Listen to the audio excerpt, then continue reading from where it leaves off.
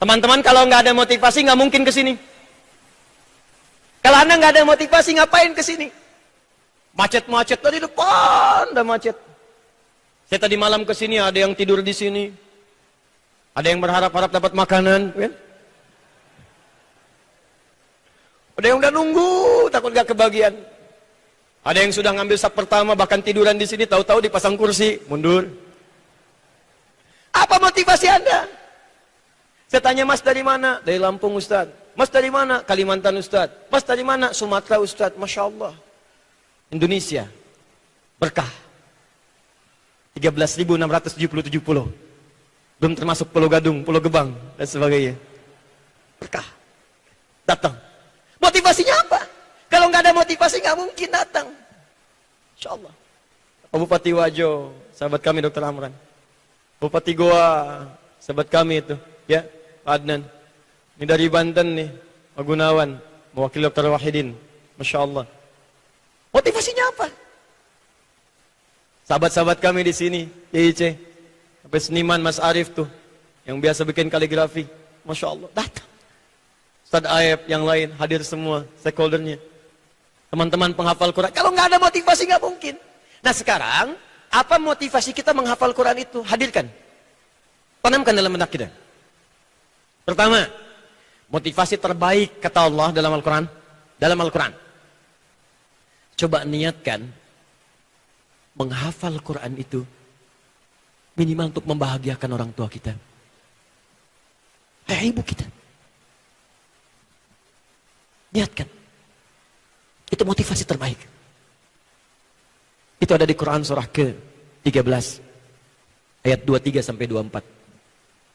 Di hadis Nabi riwayat At-Tirmidzi. Nomor hadis 2015. Saya mau katakan gini ya. Sebentar nih supaya kita paham betul gitu tentang kemuliaan orang tua kita ini. Dalam suasana kita marah pun pada orang tua, itu oleh Quran diminta untuk jangan sampai diungkapkan. Turun kemudian ayat Quran surah ke-31 ayat 14, paling kiri sebelah atas di mushaf. Wa wassaynal insana biwalidayhi. Bukan itu yang penting. Itu juga penting, tapi yang paling penting hamalathu ummu wahnan ala wahn. Kata Allah, dalam suasana apapun kau sebagai seorang anak, aku wasiatkan untuk berbuat baik kepada kedua bapak ibumu. Kedua orang tuamu, bapak dan ibumu. Kalau kira-kira engkau sedang gak enak hati, sampai lisan mau marah, perilaku mau berubah, kata Allah, pikir dulu ya. Hamalatsu ummuhu wahnan ala wahnin. Kalau kamu pengen marah, pikir dulu ibumu yang tak pernah marah kepada kamu saat dikandung 9 bulan itu dalam kesulitan. Kamu mikir dulu. Ibu kamu itu bawa kamu 9 bulan 10 hari dalam kandungan. Disebut di Quran surah ke-7. Ayat 189. Paling kanan sedikit ke tengah. Perhatikan di ujung ayatnya. Falamma taghasyaha hamalat hamlan khafifa. Famarrat bih.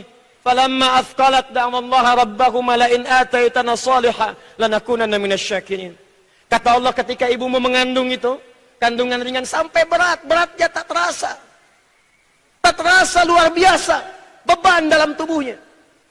Athqalat itu dari kata sakil. Kalau Anda olahraga angkat beban, yang angkat tangan tapi yang berat kaki sampai kepala, wajah berubah merah, itu athqalat namanya. Kata Allah, seorang ibu yang mengandung, bukan cuma perutnya saja yang terasa. Kakinya mulai terasa, tangannya mulai kram, miring kanan susah, kiri susah, kandungan berat, telungkup mustahil. Itu gak bisa dilepas. Belum pernah ada seorang ibu mengandung, mama mau masak dulu ya nak ya, disimpan dulu sebentar ya, gak bisa. Bawa terus, 9 bulan. Lahir ada yang 3 kilo, 3 kilo 9 bulan dibawa-bawa. Anda ngangkat barbel begini 3 kilo, begini aja terus bawa tuh. Sebulan aja. Udah. Tangannya bengkak. 9 bulan. Kata Al-Quran, kalau kamu mau marah, mikir dulu. Bahkan turun Quran surah ke-17 itu. Al-Isra. Ayat 23 sampai dengan 27 itu. Bahkan yang paling indah, fala taqul lahuma uff, berkata saja, jangan lakukan. Ayat-ayat ini turun untuk menunjukkan betapa besar pengorbanan ibu dan bapak kita.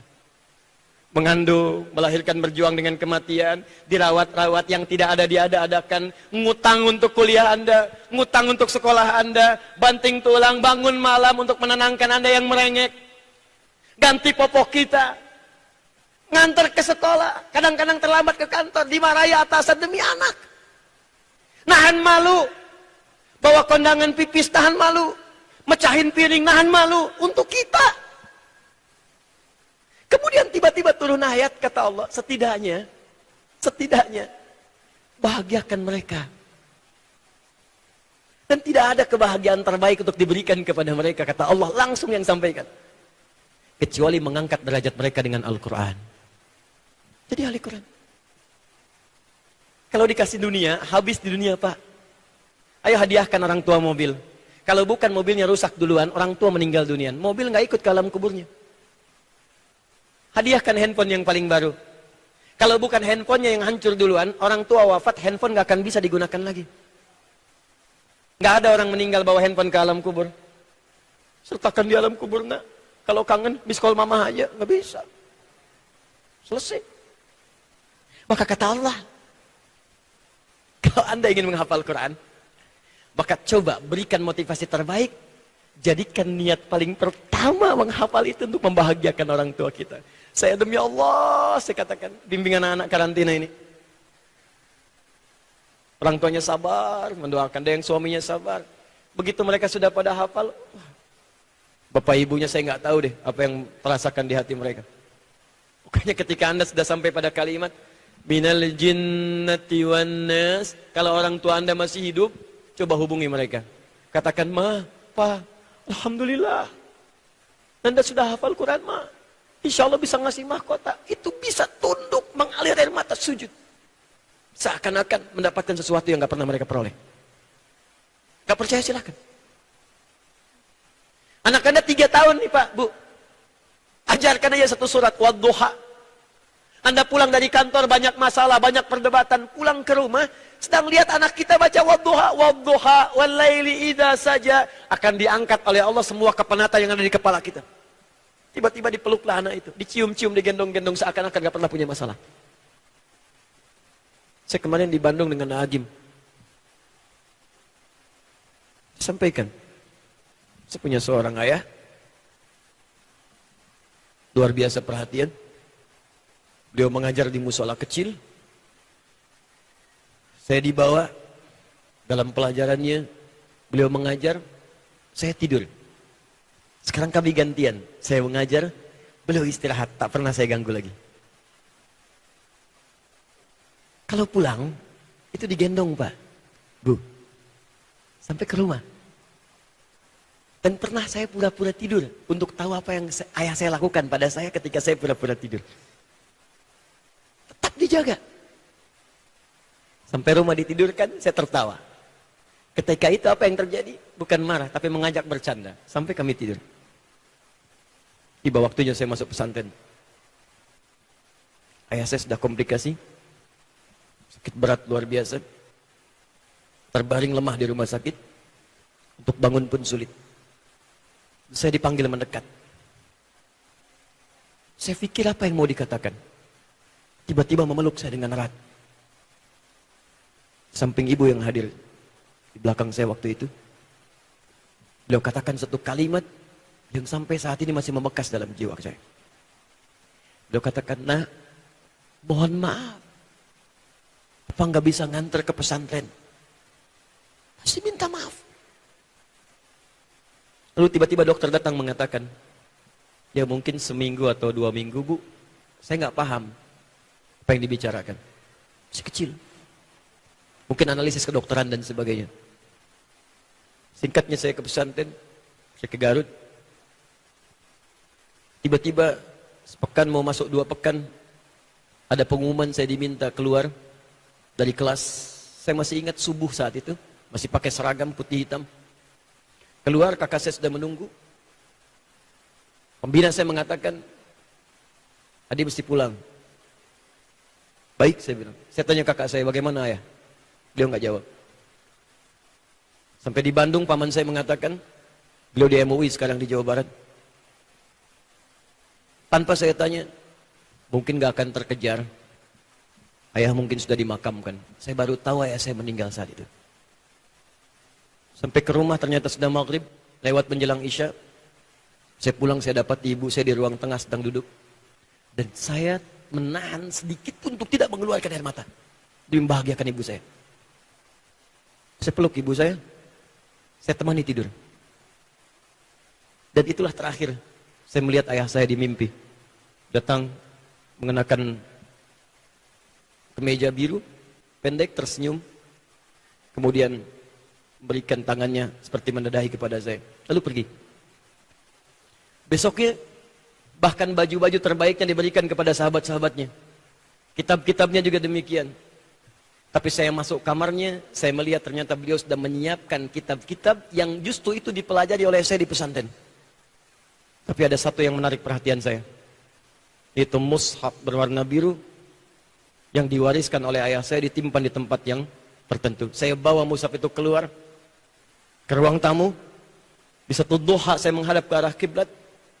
Setelah saya buka, kemudian saya katakan, ya Allah, saya sudah tidak mampu lagi membahagiakan ayah saya saat di dunia ini. Maka mohon berikan saya, ya Allah, taufik, bimbingan, kemampuan untuk menghafalkan Quran ini dan mengamalkannya. Dan jadikan setiap huruf yang saya hafalkan melahirkan pahala untuk ayah dan ibu saya. Maka air mata saya keluar pada saat itu. Lalu saya mulai kemudian membaca tanpa terasa. Setiap yang dibaca masuk ke kepala. Masuk. Saya tak bisa melupakan dengan ayatnya, dengan nomornya, dengan posisinya. Masuk begitu saja. Masuk. Sampai pulang kemudian ke pesantren. Di situ diminta untuk menghafalkan 8 ayat. Saya diminta maju ke depan untuk membacakan ayat yang telah dihafalkan. Lisan saya nggak bisa berhenti mengucapkan Quran sampai 40 ayat terus dibacakan. Guru saya mengatakan, jangan, sudah selesai. Kamu duduk di sini, Bapak keluar. Berikan nilai kepada teman-teman yang ada di sini. Ayah, ibu. Itu yang menjadikan Nabi mengatakan ridallahi fi ridal walidain. Ridha Allah itu kalau orang tua ridha Allah. Makanya penghafal Quran pertama kali ketika dia akan dihisab di hari kiamat, hadiah pertamanya diberikan kepadanya untuk disampaikan pada kedua orang tuanya. Ketika akan masuk surga, perintah pertamanya gandeng bapak dan ibumu. Kebahagiakan. Tidak ada yang ada di sini yang nggak punya bapak, nggak ada. Nggak ada yang nggak punya ibu. Anda sesepuh-sepuhnya pasti punya ibu yang telah melahirkan Anda. Ya kalau selama hidup nggak bisa membahagiakan, nanti saat kiamat kita bahagiakan.